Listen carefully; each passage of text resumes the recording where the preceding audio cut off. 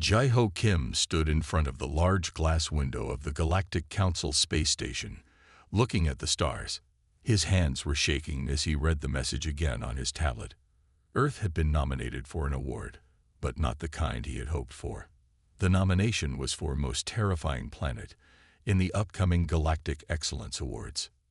"This must be a joke," he said to himself, his voice echoing in the empty hallway. The silver walls of the station reflected his confused face back at him. Just then, his assistant, Do-Young Park, came running down the hallway.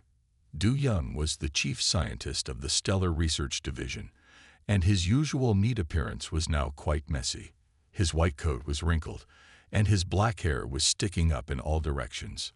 "Representative Kim, Representative Kim," Do-Young called out, waving a stack of papers. "Have you seen the nomination?" Jai-Ho turned to face him. "Yes, I have. Please tell me you had nothing to do with this." Do-Young's excited smile told him everything. The scientist pulled up a holographic display from his wrist device, showing images of Earth. "For the past 10 years, my team has been studying Earth from an outside perspective," Do-Young explained, his eyes bright with excitement. "We wanted to understand how other species in the galaxy see our planet. The results were fascinating." Jai-Ho sat down on a nearby bench, feeling tired. "And you thought nominating Earth as the most terrifying planet was a good idea." "But it is." Do-Young started displaying more images. "Look at these statistics. Earth has more extreme weather patterns than 80% of inhabited planets. Our gravity is higher than 65% of other worlds. We have large bodies of water covering most of our planet. Do you know how rare and dangerous that is?" Before Jai-Ho could answer, the station's announcement system came to life. A soft blue light filled the hallway as a gentle voice spoke. "All representatives for the Galactic Excellence Awards nominations, please report to Chamber 7. Jai-Ho stood up, straightening his dark blue diplomatic uniform. "We should go. But this conversation isn't over." The walk to Chamber 7 was long. Other alien representatives moved out of their way as they passed.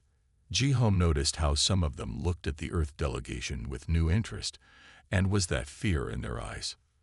The chamber was massive, with rows of seats rising up like a theater. Different species from across the galaxy sat in their designated areas. Some floated in special anti-gravity pods, while others stayed in climate-controlled boxes.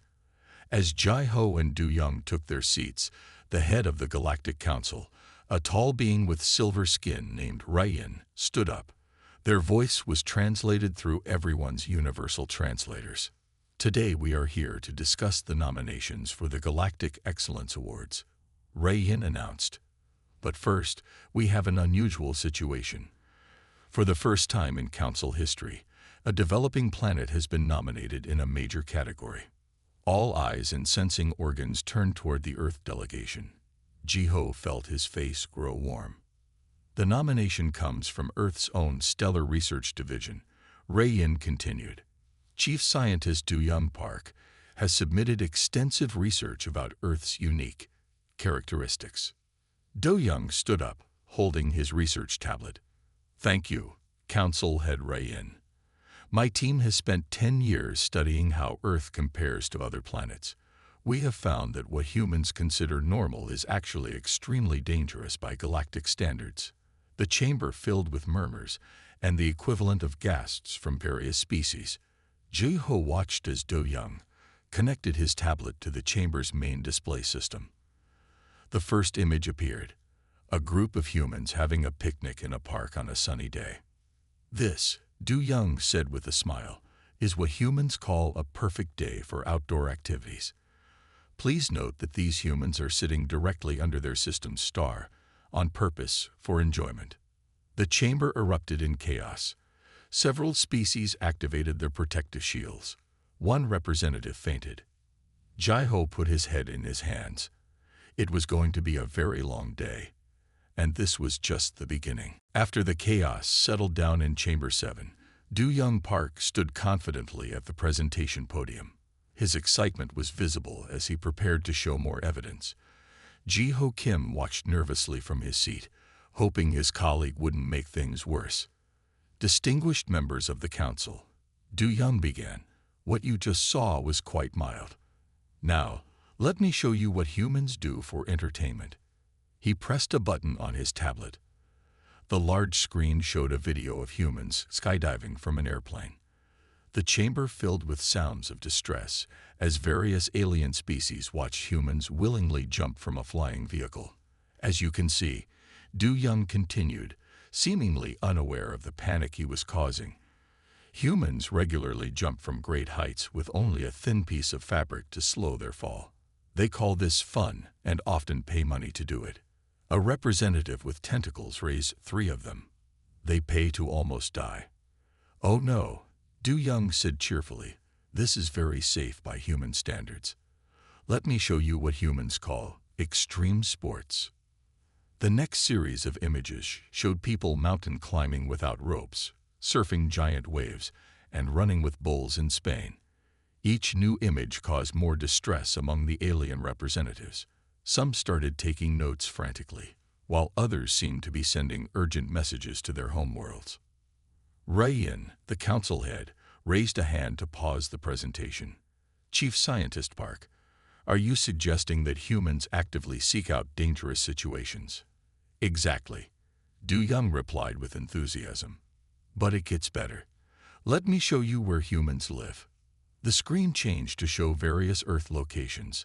There were cities built near active volcanoes, homes in tornado zones, and underwater research stations. Du Young explained each one with growing excitement.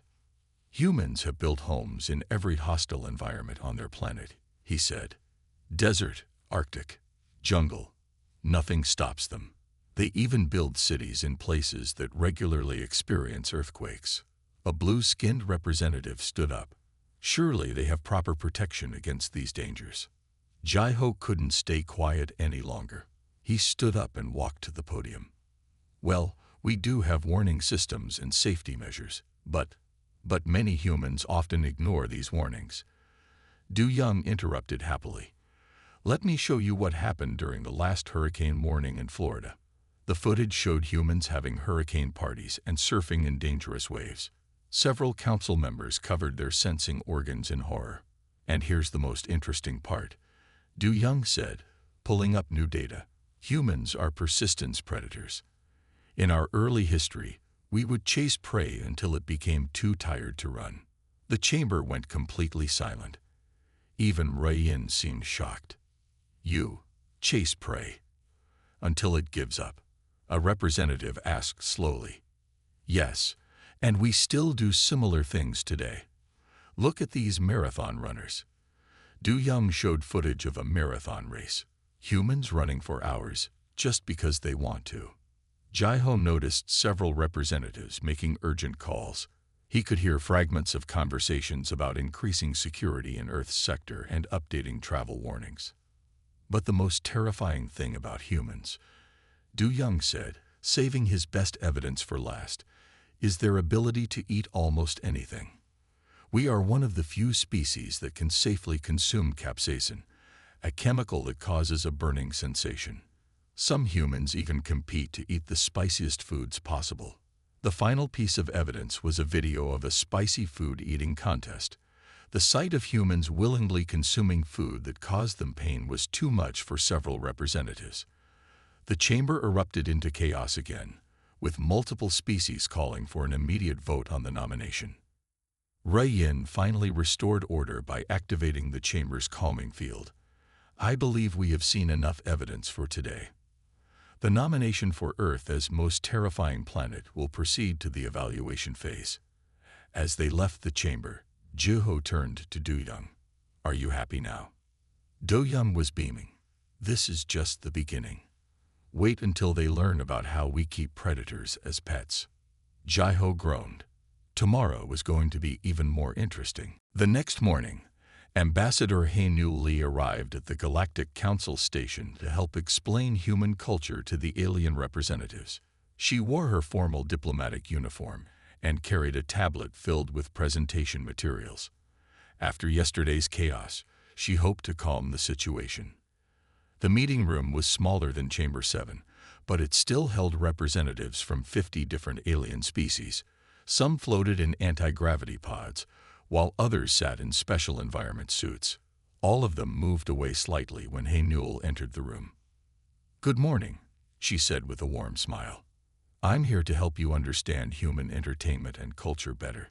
A tall, crystal-like being raised its light-sensing arm. "Is it true that humans create special places to experience fear?" "Yes, we call them haunted houses and horror movies," Hey Newell explained.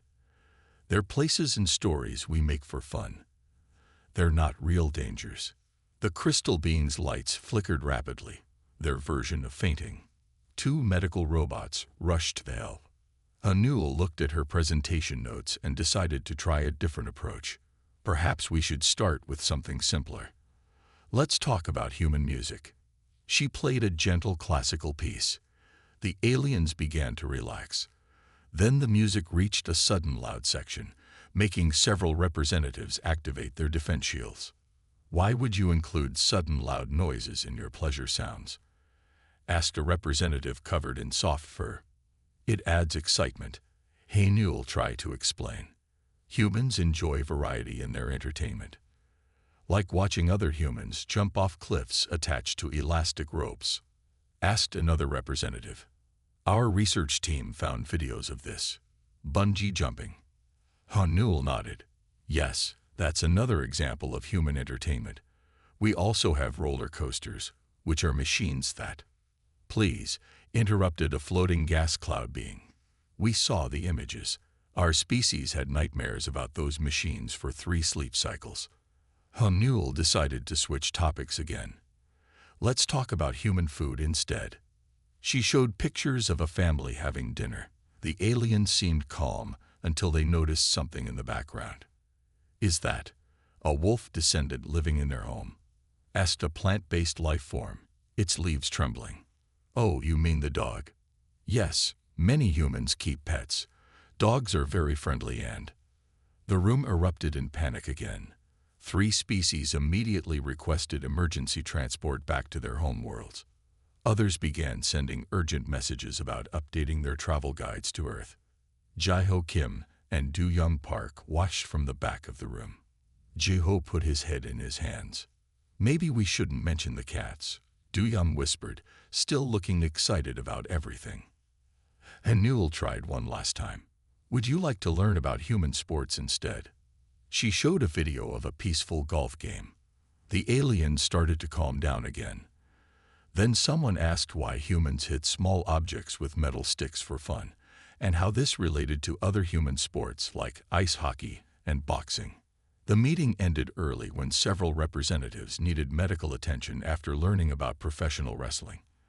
As they left, Hey Newell heard them discussing how humans could possibly live on a planet with such extreme seasons and weather changes.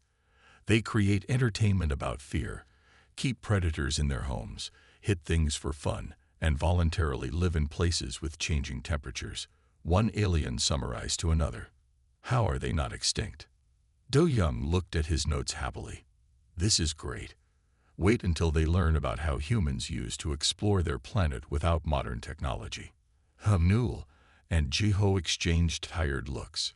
Tomorrow, they would have to explain human history to the Galactic Council. That would be even more interesting to explain. "At least we didn't tell them about horror video games," Hey Newell said quietly.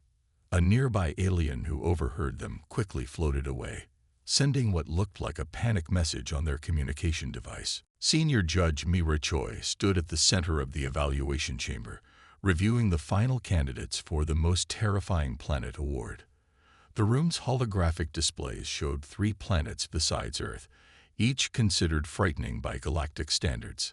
"Let us examine our first competitor," Mayray announced to the judging panel. "Planet Acid Rain from the Outer Rim sector." The display showed a world covered in yellow clouds that constantly rained burning acid. Several judges nodded in approval. This was properly terrifying. Then Do-young Park, who had been invited as Earth's scientific expert, raised his hand. "Excuse me, but humans have already developed suits to explore similar environments. We even collect acid rain samples for research." The judges stared at him in silence. Mei Ray checked her notes twice before speaking. You willingly go out in acid rain? Oh yes, Du Young said cheerfully. We also climb active volcanoes to study them. Speaking of which, what else is competing? Mei Ray moved to the next display. This is the dark world of the Western Galaxy. It experiences no daylight due to its position between three black holes. The judges waited for Du Young's response. He looked at the data and shrugged. Humans would probably build underground cities there. We already have those on Earth, you know. Some people live in them by choice. One of the judges, a light-based being, had to take a break to recover from this information. Very well, Mei Ray continued, trying to keep her voice steady. Our final competitor is the Diamond Storm Giant. Its atmosphere creates constant storms of diamond shards that can cut through almost any material. Before Du Young could speak, Jae-ho Kim, who had been quietly observing, jumped in. Actually, our mining companies have already submitted proposals to harvest those diamond storms. They think it could be profitable. The judging chamber went completely quiet. Mei Ray sat down slowly, looking at her fellow judges. They want to harvest the deadly diamond storms. Yes, Jae-ho confirmed. They're quite excited about it. They've even designed special ships to fly through the storm layers. A judge with multiple eyes blinked them all rapidly. But the storms are lethal. That just means we need better equipment, Du Young explained. Humans love a good challenge. Did you know we have people who chase dangerous storms on Earth for fun? They're called storm chasers. Mei Ray looked at the data screens showing all 4 planets. Earth's profile kept growing with new information about human activities. She had just received a report about humans keeping venomous snakes as pets, and another about something called free solo climbing. Climbing tall cliffs without any safety equipment. Let me understand this clearly, she said. The acid rain planet is too predictable. The dark world would just make humans build underground cities, and the diamond storm planet is seen as a business opportunity. Both Jae-ho and Du Young nodded. Mei Ray turned to her fellow judges. Distinguished colleagues, I believe we need to create a new category. Earth cannot simply be classified as a terrifying planet. It's becoming clear that humans are. She paused, searching for the right words, uniquely adaptable in ways that defy our understanding of survival. The judges began an urgent discussion. Several of them kept glancing nervously at the 2 humans in the room. One judge was frantically writing a report titled Proposed Safety Guidelines for Human Interaction. As they left the chamber, Jae-ho turned to Du Young. Should we tell them about deep-sea exploration? Let's save that for tomorrow.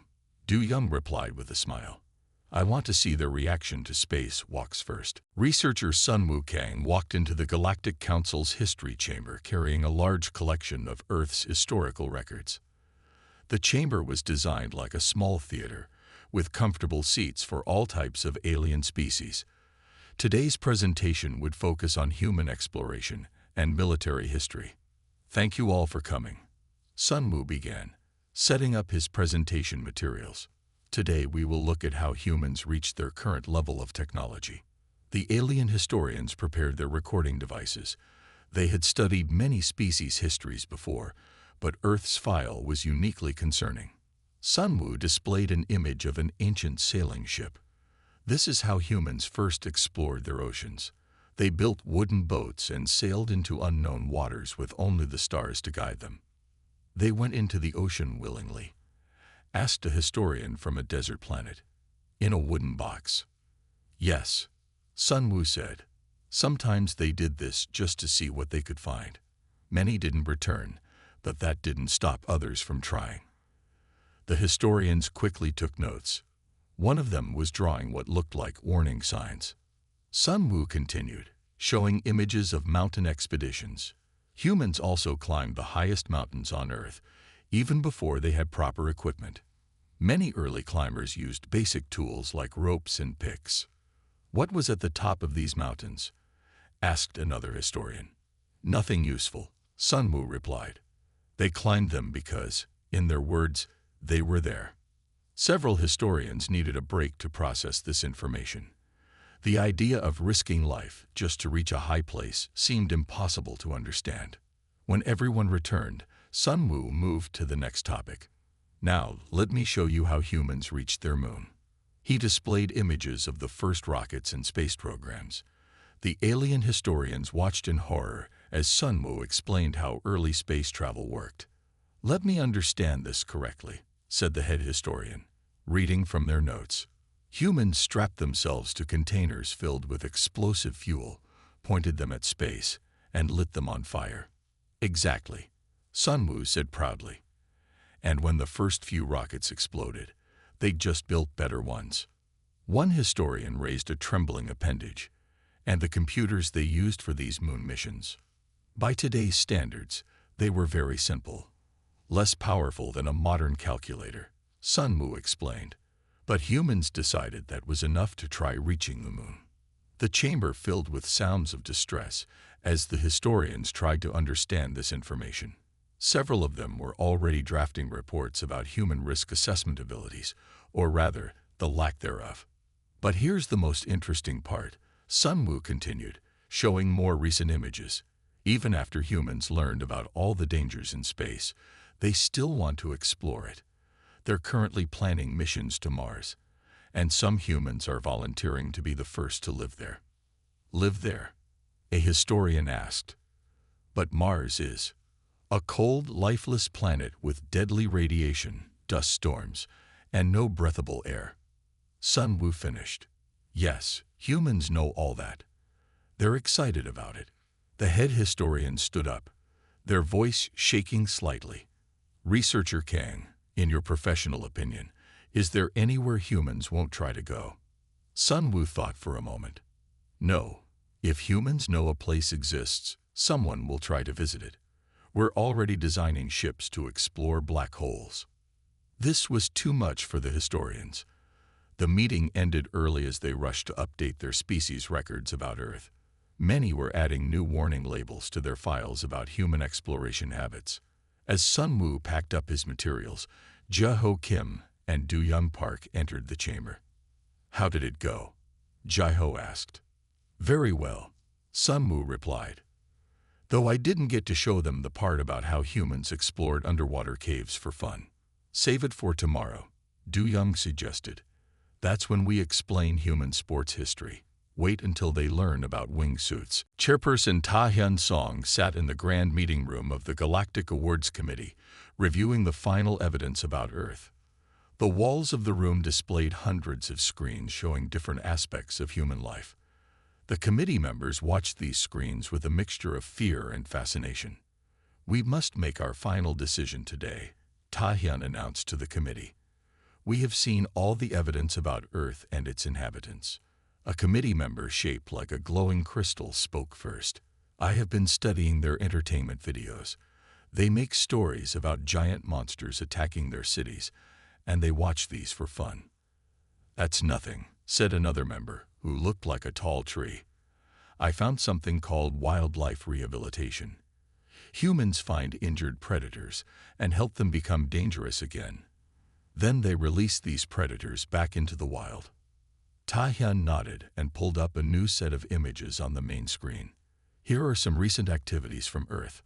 These humans are walking on ropes stretched between tall buildings." The committee watched in horror as videos of highlining played on the screen. Several members had to turn away when they showed free solo climbing. Humans climbing massive cliffs without any safety equipment. "How do they decide what is too dangerous?" asked a floating cloud-like being. "They don't," Ta Hyun explained. "When something seems too dangerous, humans often take it as a challenge. They call it pushing the limits." Just then, Do-young Park entered the room with more data tablets. The committee members moved their seats back slightly. "I brought more examples," Do-young said cheerfully. "Would you like to see how humans train their emergency workers? We have people who run into burning buildings to save others." "By choice?" asked a committee member. "They choose to do this." "Oh yes," Do-young continued. "And they practice by setting controlled fires and running into those too. We call it training. Tai-hyun watched as several committee members updated their reports with shaking appendages. The evidence was becoming overwhelming. There's more, Do-young added, showing new pictures. These are what humans keep as pets in their homes.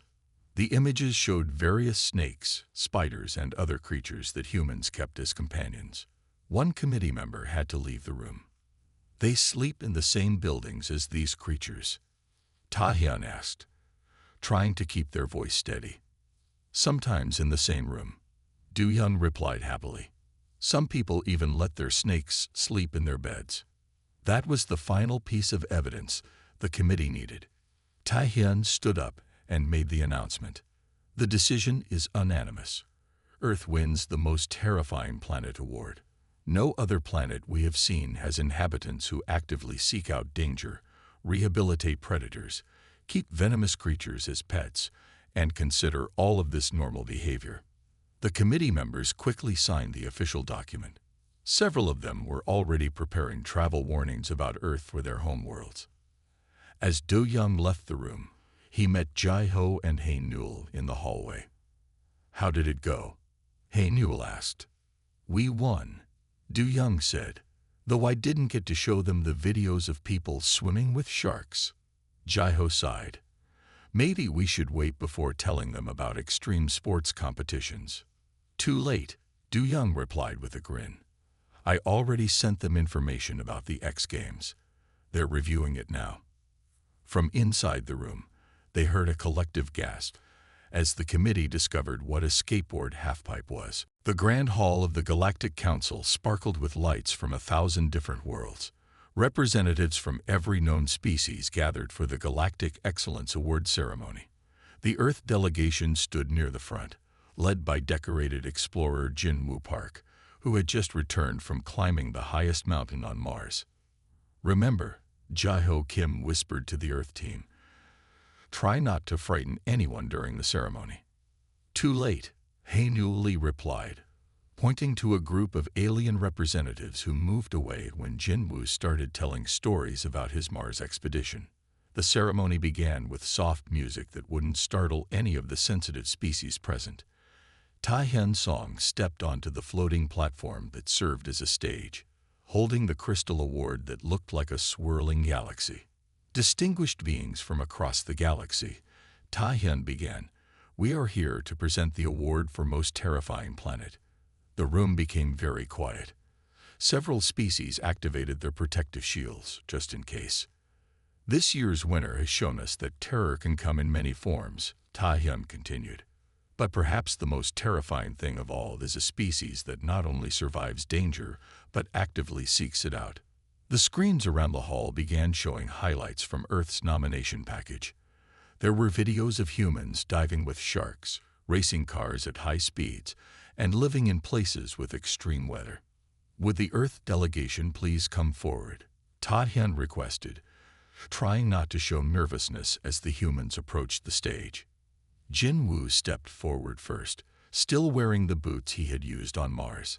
The other representatives noticed this and whispered among themselves about how humans walked on other planets for fun. We are honored to accept this award, Jin-woo said, taking the crystal trophy. Though I must say, we don't think Earth is terrifying at all. It's just home. A small panic started in the back of the room when Jin-woo mentioned that he found Mars a bit too calm and was planning an expedition to explore the methane lakes of Titan. Before we conclude, Jin-woo continued, I'd like to invite all of you to visit Earth. We have many exciting activities for tourists. The invitation caused several diplomatic incidents as multiple species immediately requested emergency transport away from Earth's sector of space. Others, however, showed unexpected interest. What kind of activities? Asked a brave representative from a high-gravity planet. Jin-woo's eyes lit up. Well, we have something called bungee jumping. You tie a stretchy rope to your feet and jump from very high places. It's perfectly safe. The high-gravity being's translator made a sound that might have been excitement. 3 other species immediately filed formal protests about encouraging dangerous behavior. We also have underwater caves to explore, Jin Woo added helpfully. And you can swim with friendly sharks. The security team had to calm down several panicked representatives, while others were surprisingly taking notes about these activities. As the ceremony ended, Ta-hyun approached the Earth delegation privately. There's something we don't understand. Why do humans seem proud of being considered terrifying? Jin Woo smiled. Because it means we've pushed boundaries and explored places others thought impossible. Every time someone says something is too dangerous, there's a human somewhere thinking, challenge accepted. On their way back to the Earth section of the station, Do-young was already planning the next presentation. Should we tell them about how humans want to terraform Mars? Or maybe about the deep-sea research stations first? Jae-ho looked at the Crystal Award, which was glowing with swirling colors. Maybe we should wait until they recover from learning about skydiving. But it was too late.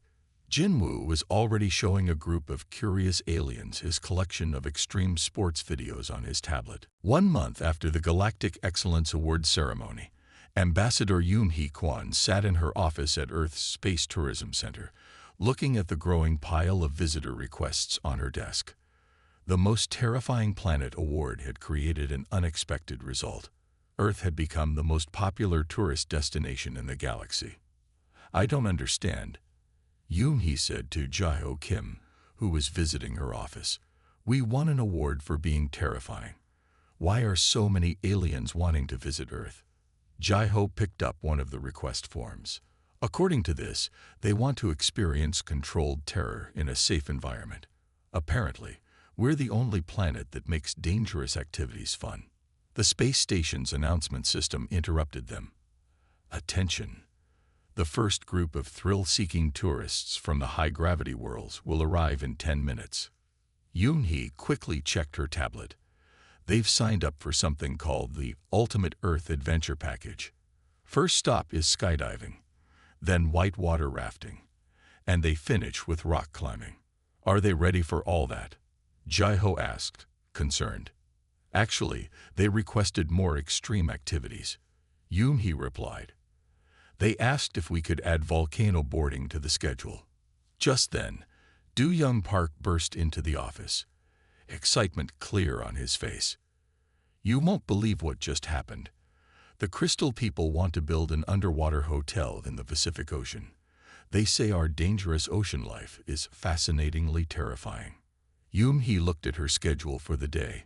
She had meetings with 3 different alien species who wanted to start extreme sports competitions on Earth. One group was particularly interested in something they had discovered called cheese rolling. Even the peaceful cloud beings are getting involved, Jae-ho added, reading from his own tablet. They want to sponsor the first interstellar bungee jumping facility. They say watching humans jump from high places gives them an exciting feeling they've never experienced before. The door opened again, and Jin-woo Park walked in, wearing his climbing gear. A group of alien tourists followed him, all equipped with similar gear. Ready for today's mountain climbing lesson? Jin-woo asked the aliens. They responded with various gestures of excitement, their protective suits modified to allow for climbing movements. Just remember, Jin-woo told his group, we start with small mountains first. No volcanoes until next week.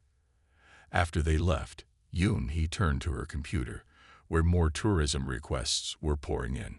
The liquid metal species wants to join our deep-sea exploration programs. They say our oceans are terrifyingly beautiful. And look at this, Do-young said, showing them his research tablet. Our award has created a whole new category of galactic tourism. Other planets are trying to copy us, but they can't quite match the Earth experience of fun terror. Jae-ho laughed. Who would have thought that being the most terrifying planet would make us the most popular? Speaking of popular, Yoon-hee said, checking her messages, the tree people are requesting permission to build a zip line through the Amazon rainforest. They say they want to feel scared while being surrounded by Earth's harmless plants. The space station's announcement system came on again. Reminder. Tonight's Swimming with Sharks class is fully booked. The Pet a Tiger experience has been moved to a larger facility due to high demand. Yoon-hee looked out her window at the Earth below. Tourist ships from across the galaxy were entering the atmosphere, filled with beings eager to experience what their home worlds considered too dangerous to try. Maybe we should tell them about roller coasters next, Du-young suggested with a smile. Let's wait until they finish processing the concept of surfing, Jaiho replied. One terrifying activity at a time.